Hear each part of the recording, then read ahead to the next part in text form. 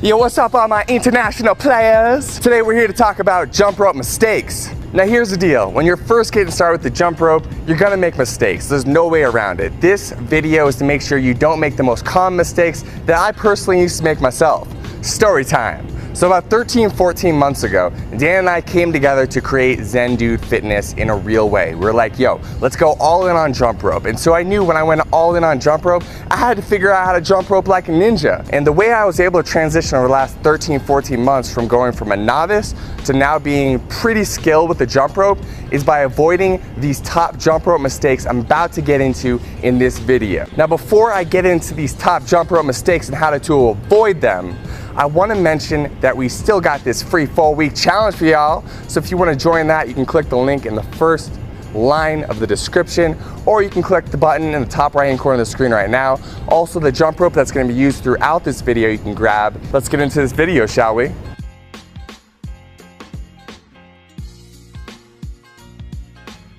All right, the first thing we're going to start off with is where you're holding the jump rope. A lot of people don't talk about this, but it's extremely important. And so we're gonna dive deep into where to put your hands on the rope right now. And so you can see here, you have very little control if you're grabbing the bottom of the jump rope. The rope is loose and it makes it harder to do tricks or just get into a good rhythm.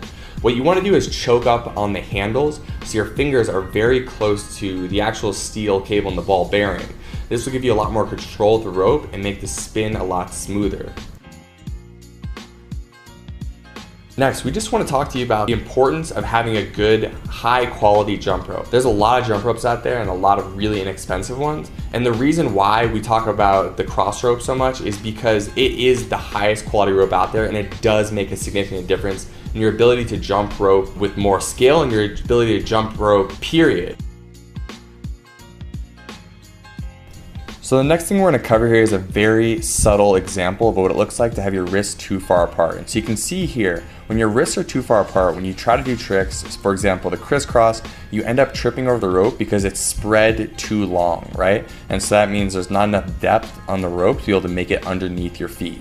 And so you can see here, it's very evident that if your wrists are just a few degrees closer to each other, so you're bringing your as you can see, I just demonstrated there, you're actually bringing your wrists closer to each other, it's easier to do crisscrosses, it's easier to just get more fluid with the jump rope and be able to get a consistent rhythm with what you're doing.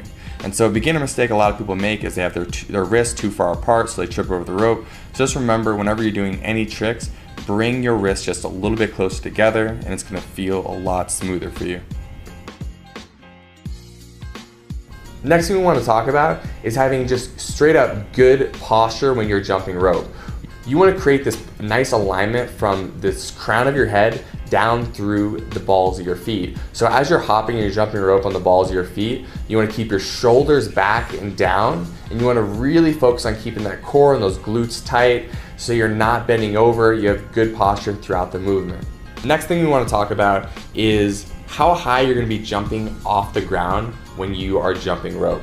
And so a lot of people when they first get started try to jump high in the air so they don't trip over the rope, but really that's the opposite of what ends up happening. When you jump higher in the air, a lot of times your hands come up, and so when your hands come up, you are also bringing the bottom of the jump rope up and you end up tripping over the rope. When you come just in a half inch or an inch off the ground, you have much more control. You're able to spin the rope more smoothly and your body isn't flailing around all over the place and you're controlling this movement. The final thing I want to talk about is just your ability to get into a flow state while you're jumping rope.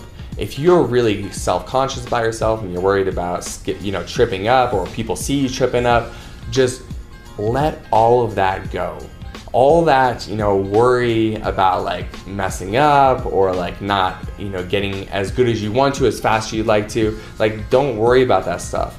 The whole point of jumping rope is just to take care of yourself. So the fact that you're even doing it is a win in itself.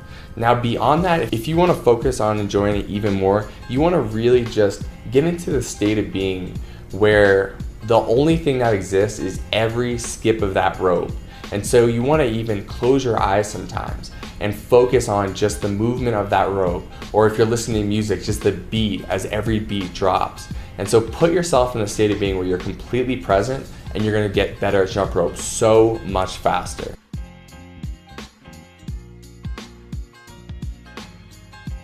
Finally, if you've enjoyed this video, if you like this video, please give it a like. If you have any questions, go ahead and drop them in the comments below.